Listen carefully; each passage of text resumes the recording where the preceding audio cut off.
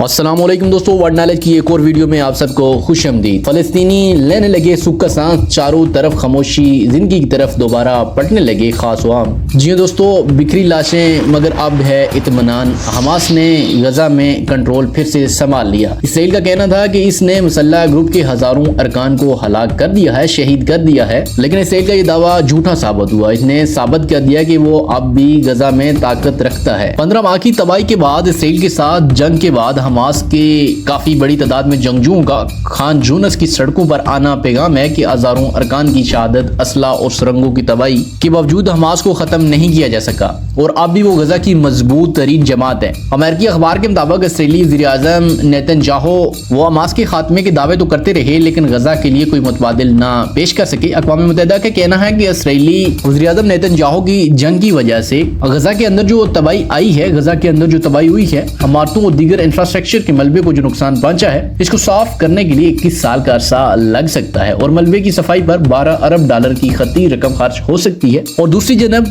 अरब media reports में ये वाज़ह बता रहा है कि इसराइली अफवाज अब भी गजा में सीज फायर की खिलाफ वर्जी कर रही है। इसराइल के लिए एक और फ्रंट पर स्कूप इस वक्त हुई जब दावे महज बड़बोलियां साबित हुए। इसराइली फौज की जनब से हमास के अल-कासम ब्रिगेड की बैतुल हनून बटालियन के सरबराह हसन फयाज को निशाना बनाने का दावा किया गया था, लेकिन वो खुशकिस्मती से वहां जिंदा बच निकले थे।